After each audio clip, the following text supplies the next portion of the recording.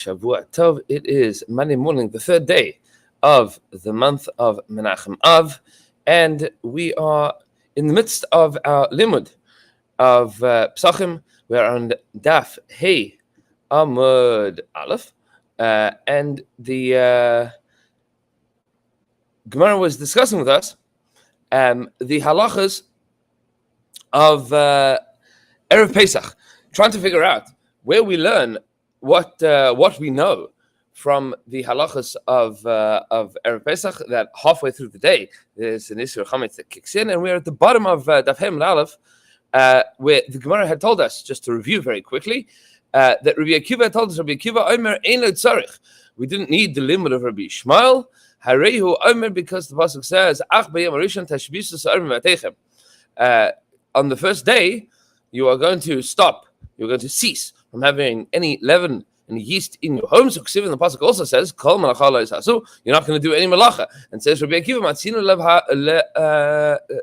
havara shehi av malacha. And we find that havara, lighting a fire, kindling a fire, is an av malacha. And therefore, the Torah could never have told you that you need to destroy your chametz on the first day of Pesach, because that would have been an Isser De'araisa. And then we had the limit of Rabbi Yossi that follows after that. And then at the very top, first word of Maseches Pesachim, Daf Hey Amud Beis, the Gemara is going to darshan from Rabbi Akiva. So we learned from Rabbi Ishmael, we learned from Rabbi Akiva, we learned from Rabbi Yossi. Now the Gemara, Daf Hey Amud Beis, is going to tell us what we have inferred from the din of Rabbi Akiva. Shema min amid Rabbi Akiva tlas. We have learned from Rabbi Akiva three separate halachas. First, number one, Shema min ein bir chametz ala sreifa. We learn that from everything that Rabbi Akiva told us, that in order to get rid of your chametz, you have to burn it. That is part of the mitzvah of bir chametz. You have to burn the chametz. It is not simply enough to get rid of it in some other way. One would need to burn it. Now, we don't paskin like that. We paskin that ideally you should burn your chametz. However, if you can't burn your chametz, you can get rid of it in some other way. And this always comes up on this previous show, for example, Erev Pesach Shechal Shabbos, that any chametz that you have left over, we say you should flush down the toilet, you should pour some bleach on it, you should do something else to destroy it, or finish eating it. That is also a possibility. That would also accomplish the mitzvah of bir chametz. That would be number one. Ushmamina havara lechalek yatsa. And we also learn that when the Torah tells you the mitzvah of or the prohibition of havara, that kol malachas avodah lo sasu, that havara lechalek yatsa, that when the Torah discusses the 39 malachas for Shabbos, so there is only one malacha, maybe two. Hatzah might be the other one, carrying out of Rosh Hashanah, carrying within Rosh Hashanah, we should say it rather. Havara lechalek yatsa, that the one mitzvah that the Torah, the one malacha that the Torah singles out, is the malacha of lighting a fire, because the Torah tells us that you are not allowed to light a fire. What happened to the 38 malachas? So Rabbi Akiva is of the opinion that the malacha of havara was singled out to tell you that all of the malachas of Shabbos are individual prohibitions, and therefore, if a person were to do two malachas on Shabbos, those two malachas would make you chayev for each and every one of them. Meaning, if a person were to accidentally do havara and accidentally do ksiva on Shabbos, that they would be chayev two korbanos chatas. They would have to bring two korbanos. However, if a person were to do a malacha and a tolda didei, a malacha and something that is derived from that malacha itself, that's also a deraisa. So anytime that a person would do an av and a tolda, so according to Rabbi Akiva, you would only be chayiv one karban. The other opinion, meaning the machlokes, is perhaps it tells us that havara not lechalik yatzas doesn't tell us that each malacha is its own individual isur, but havara lav yatza, that havara was singled out to tell you that you are not going to be chayiv misa, you're not going to be chayiv karban for lighting a fire on Shabbos. You are only going to be chayiv malchus. It's an isur lav, and that's why havara is singled out. Nevertheless, Rabbi Akiva is of the opinion of havara lechalik yatzas, and we hear a third halach from Rabbi Akiva: Lo amrin hayel v'hutra havara letzarech, hutra nami shalai letzarech. the third thing that you would need to take into account in order to understand Rabbi Akiva's opinion is that we have a principle of Hoel. Hoel means since. And we know that you're allowed to light a fire on Yom Tov in order to cook food. You might have thought, since you are allowed to light a fire to transfer a flame, right? Really, from one flame to another, you're allowed to increase a fire in order to cook on a Yom Tov. Maybe that means you'd be able to make a fire not for the purposes of cooking, i.e., for the purposes of burning your chametz. And Rabbi Akiva is telling us, no, that is not true. Shema Mina, that hutra nam shalol is not true. And these are the three dinim that we are learning out of Rabbi Akiva, or rather that Rabbi Akiva is almost taking into account before he can say what he says, because Rabbi Akiva told us that b'yom harishon tashbisu sa'arim v'ateichem and kol malacha lo tasu, and those two psukim didn't get along well with each other unless you say that the day that you are burning your chametz is Erev Pesach. Either which way, as we pointed out yesterday, all of these halachas, all of these limudim, are getting to the same halacha, which is that in the middle of Erev Pesach, you are no longer allowed to eat chametz. That the Isur chametz kicks in midday on Pesach. The mitzvah of getting rid of chametz is on Erev Pesach. The Isur of eating chametz is on Erev Pesach, and the Isur of owning chametz is on Erev Pesach. Says the Gemara, continuing. We are now going to darshan out a brisa. The brisa says, quoting from the pasuk, for 7 days, Sa'ar should not be found in your homes. Ma Talmud Lema. What exactly does this mean? We also have a pasuk, Lo yira'eh lecha Sa'ar, v'lo yira'eh lecha chametz b'chol gvulecha. That chametz, Sa'ar and chametz should not be seen with you in all of your boundaries, all of your borders. And this is the discussion that we're about to have now, is the discussion of understanding these twin prohibitions of Bal Yira'eh and Bal Yematzeh. Bal Yira'eh literally means it shouldn't be seen with you. Bal Yematzeh, it shouldn't be found with you. What exactly are we talking about in Bal Yira'eh and Bal Yematzeh? That's the question that the Bryce is asking. Since the pasuk tells us that you should not have seen with you any Sa'ar, any yeast, Shelcha i'atara. That which belongs to you, you are not allowed to see. Aval atara shel acher mishel gvar. You are allowed to see chametz that belongs to somebody else, and you're allowed to see chametz that belongs to the Beis Hamikdash, that belongs to Kadosh Baruch Hu. Meaning Beis Hamikdash owned chametz. Yachal yatmin v'yikabel pikdonis min hagoy.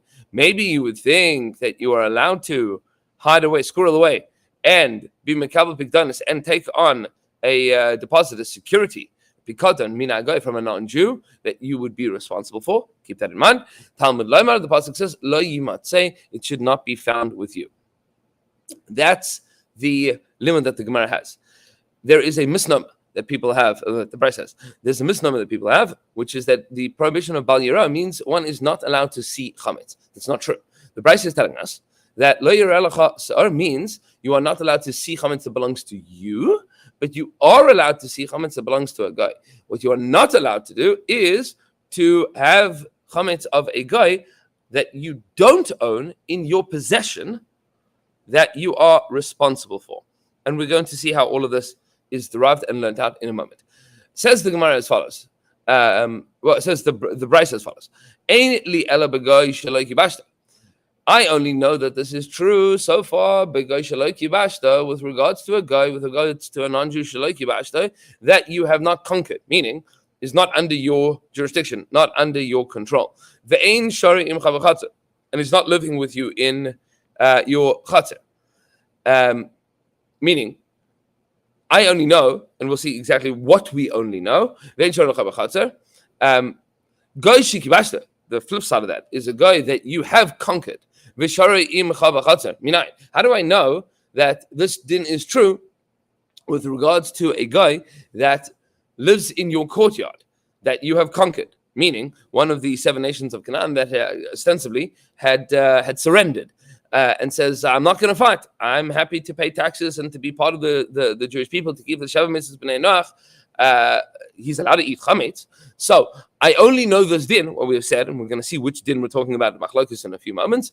I I only know this din with regards to a guy that you have not conquered. What about a guy that you have conquered? Talmud Laimar, the pasuk says, that you are not allowed to have it be found in your homes. The addendum to the pasuk, that it should not be found in your homes, meaning anywhere in your possession. That tells us this din, that a guy you are not allowed to have their chametz in your home either. I only know that this is true in your home. How do I know that I'm not allowed to hide out chametz somewhere in public property? I mean, I have a great bottle of scotch, and I didn't want to sell my bottle of scotch, and I didn't want anybody to find it. So what I did is I took the bottle of scotch and I went out to the middle of the field, not my field, a hefker field, at a well or whatever the case is, and I dug a pit and I buried that bottle of scotch. It's not in my home. It's not in anybody's property. It says the Brisa Talmud Lamer b'chol gvulecha, in all of your borders, meaning anywhere that belongs to you, anywhere that you get to. You dig a hole, you bury your chametz, that's also asur, so long as you are owning it. So far we have proven that you are not allowed to own chametz, and you are not allowed to have chametz in your home that does not belong to you, but that you have ownership over. And you're obviously not allowed to see chametz within your own chametz within your jurisdiction. Says the Brisa further, and further, and still, I say,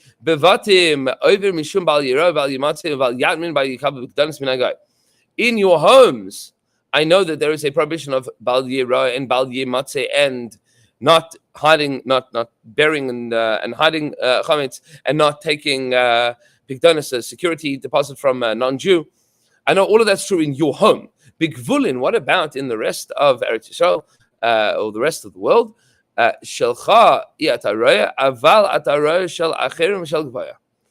which belongs to you, you are not allowed to see, but you are allowed to see that which belongs to other people, meaning not somebody that is in your jurisdiction, not something that you have any control over, not something that belongs to you. You are allowed to see. If it belongs to somebody else, it belongs to the Beis Hamikdash, you are allowed to see it. Minayin litenes ha'amar. How do I know that the halachas of your home apply to everywhere outside of your home, and outside of your home applies to inside of your home, meaning that it has nothing to do with whose home it is in, even though it says B'Vatechem? Says the Gemara, Talmud Laimar, the Brisa continues, Sa'ar. We have a Gzera Shava of Sa'ar. Gzera Shava. What's the Gzera Shava? Nemar Sa'ar B'Vatim. The pasuk says sa'ar with regards to your house. Sa'ar lo yimatzeh b'vatechem. You shouldn't have any yeast in your homes. V'ne'amar sa'ar b'gvulin, and it says sa'ar about your borders, meaning anywhere outside of your home.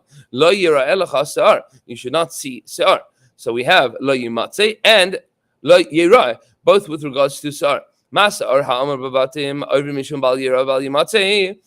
With regards to the sa'ar that is in your house, we know that you can violate both Bal Yira and Bal Yimatze. Bal Yatmin, Bal Yikav, Vigdanis Min Agai. With regards to the chametz in your house, the sa'ar in your house, we know you can violate not seeing it if it's owned by you.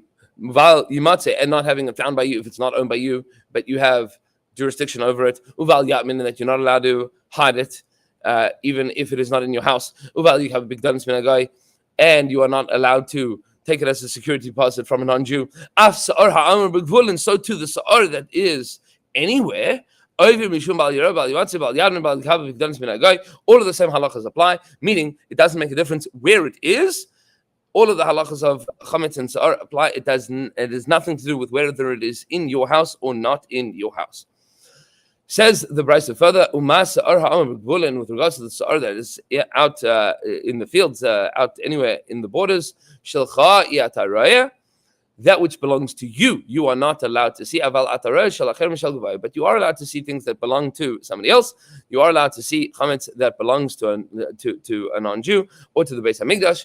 So too is sa'ar that is found in your home. That which belongs to you, you are not allowed to see. You are allowed to see chametz that belongs to somebody else, and to the Beis Hamikdash.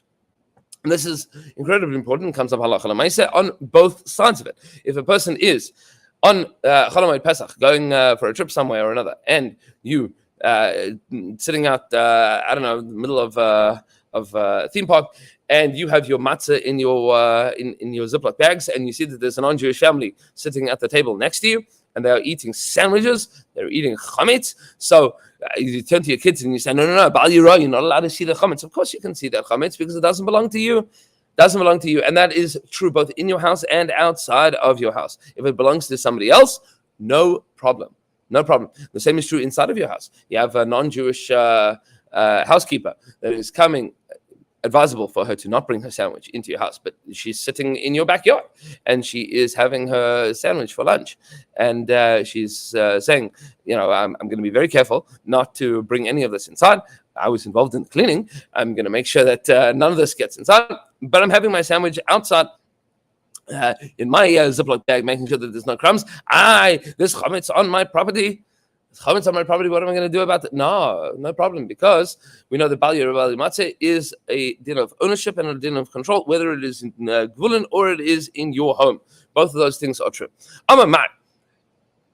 Now the Gemara is going to address one of these the lines of the Mishnah of the Brisa that were very unclear, and that is with this strange halacha of a strange phraseology of a goy shelo kibashta, a non-Jew that you have not conquered. What exactly are we talking about here? Amar endi ella begoy shelo kibashta. We are only talking about a goy that you have not conquered. Ve'in sharim chabachatzer, that is not in your chatzer. Goy shelo kibashta ve'sharim chabachatzer min ayin. With regards to a guy that you have conquered and lives with you in your chatzer, Talmud Loimar, the pasuk says, "Lo yimatzeh," you are not going to find any chametz, meaning that there is an isur of finding his chametz in your home. Says Abaye, hold up a second, that doesn't make any sense. Klafe laya, that doesn't make any sense. On the contrary, Amar Abaye, ipuch, we should switch it around. What exactly is going on here? That ipuch and klafe laya. So if you take a look at Rashi, says Rashi, this phrase, klape laya, shtei milas klape heichan noite davar zeh, ha'imcha mistabra. These two words, I would say, should be flipped. Nachri shikibashte mistabra da asur tvei. It would seem to be that a nachri shikibashte mistabra da asur tvei, that what we are saying is much more pashut is a nachri shekibashta, meaning any ela benachri shekibashta. We should have started off. I only know that you are not allowed to have chametz in your possession of a nachri. That if the nachri is in your control, I know that you cannot have his chametz there. But what about a nachri that is not in your control? A nachri that is outside of your jurisdiction completely. So Talmud Lo Yimatzeh, that even his chametz, if he's is not allowed to be found with you. So that is Abaye's objection here. So if you take a look at the Rashi, Dibra Maskal Ipuch, he says, "Ein li de asur ela benachri shekibashta." I know that it would be asur with a nachri that you have conquered. There have a dumya de shelcha, because that is much closer to yours. Nachri shelo kibashta, with regards to a nachri that you haven't conquered, minayin. How do you know that you are not allowed to have his chametz in your jurisdiction? Talmud loymar lo yimatzeh, v'lo yikasav lo yimatzeh, aval lo yimatzeh legamri mashma. Meaning, and then it would imply lo yimatzeh with not something in your control, but lo yimatzeh legamri, meaning it should not be found in your home at all, regardless of who owns it. Says Abai, that's probably what the Brisa is telling us. Rava Amar Rava says, no, don't start switching around the Brisa. I'll tell you what the Brisa is talking about. It says, Vareishakai. This line of the Brisa is not talking about the first thing, not talking about the most recent din that we mentioned. It is talking about the first din that we mentioned. Shelcha iataraya, aval ataraya shalachem shel gvaya. We are not talking about the din of something in your control. We're talking about something that belongs to you. Shelcha iataraya, you are not allowed to see something that belongs to you, chametz that belongs to you. Aval ataraya shalachem shel gvaya. You are allowed to see chametz that belongs to somebody else and belongs to the Beis Hamikdash. And that's where the Brisa is saying, Endi ella b'goy shelo kibashta. I only know that you have a heter of seeing of seeing chametz with a guy sheloi kibashta, with a guy that you haven't conquered.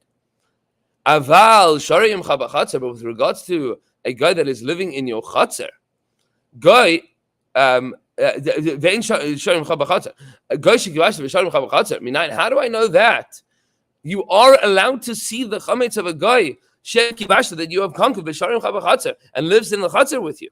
Meaning, a non-Jew that says, I'm keeping the Shabbat mitzvahs b'nei Noach and is living in Eretz Yisrael and he shares a chatzar with you, that you are allowed to see his chametz talmud lo yimatzeh, that it shouldn't be found with you, meaning that, and we'll discuss where that limit comes from in a moment, lo yimatzeh, that you have the heter of seeing his chametz. You don't have to get rid of his chametz, even though he pays you taxes and even though he agrees to the rules and restrictions of living in Medinas Yisrael. You don't need to get rid of his chametz. Just an important note, and it's worth noting, that many places in Shas, wherever there is something dodgy, something a little bit difficult to understand in a Brisa or in a Mishnah, so Abaye is usually of the opinion that you can switch around the words of the Mishnah, and Rava is usually disagreeing with him, saying don't switch around the words of the Mishnah. That's stylistically consistent. Throughout Shas. So the Gemara now questions us, if that's true, according to Rava, that what this limud of Goya Shara Im Chabachatzer is teaching you, a din of Lo Yimatzeh, that you are allowed to keep his chametz, that you don't have to get rid of it. So that's very strange. If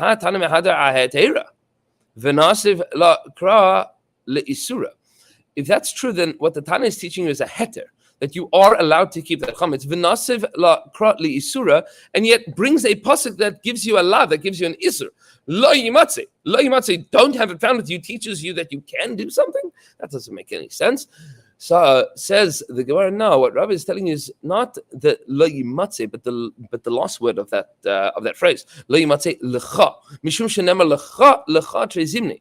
Because the pasuk is telling you a din of lecha. Lo yimatzeh lecha, it shouldn't be found to you, and the to you teaches you the heter of a guy sheloi kibashta, and even a guy shekibashta, a guy that lives in your chatzer, that you are allowed to see his chametz there. You are allowed to have his chametz found there because it's not lecha, doesn't belong to you. Amamar, the Brisa told us, I might have thought that this is our next analysis. I might have thought that you can hide the chametz and be mekabel bigdanis and take a security deposit from a non-Jew.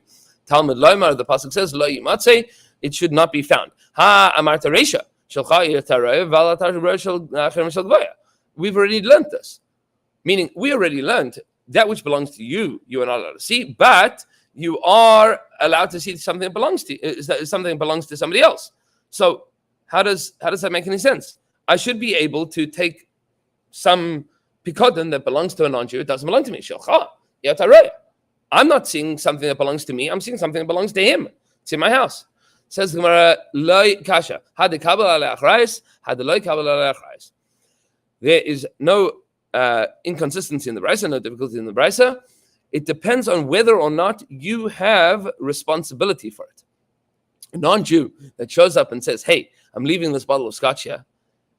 Whatever happens, that happens, that I don't care. I don't want it to be in my house when the construction people are doing the construction. I'm just going to put it over here. You want to drink it, go for it. I just don't want them to. Meaning, something bad happens to that bottle, it's not your responsibility. But if a person did take responsibility for it, the Kabbalah Achrayis, that now becomes a problem. That is where the Isra of Lo Yimatzeh applies. This is like the din, what Rava said to the people that lived in the town of Machosa. You have to get rid of the chametz of the soldiers that is in your houses. The minhag was that the soldiers would come by and they would say, I'm leaving flour here. You're responsible to make me food. Meaning the next time I come here, make sure that I have some cake. Because if it was stolen, and if it was lost, since it is in your control, it's in your jurisdiction, they're going to claim it from you. It's not your chametz. But if something goes wrong, you're on the hook for it. Meaning you have achrais, you have responsibility over it, and that is the prohibition of bal yimatzeh. Kedilchan dami v'aser. It is as if it is yours, and that is going to make it aser. Says the Gemara, this all makes sense according to the opinion that says that a davar hagarim lemamen, something that is a cause for money, meaning the responsibility is a cause of money, how you would have to pay back, is as if it is already has monetary value. But according to the opinion that says that responsibility is not equal to the same thing as money, tangibly, it could end up that way, but it's a davar hagorim l'mammon. It's not money. What are you going to say? Says the Gemara, no, shani hacha da amar lo yimatzeh. This is different. Usually, the Torah is, most of the isur of chametz is a question in ownership. How do you know that there's also an isur in control here? So the Gemara says, no, the pasuk lo yimatzeh tells us not to own something, but lo yimatzeh shouldn't be found. Meaning that even if there is some connection between you and the chametz that is in your control, that is in your jurisdiction, lo yimatzeh is a much broader term than don't own something. Lo yimatzeh, don't have it be found with you, tells you even a davar hagorim lemammon. And now the Gemara is at the bottom of the Amud is going to debate two sides of davar hagorim lemammon. That will be when we continue tomorrow morning, 6:15 a.m. Everybody have a beautiful day. We'll see you later.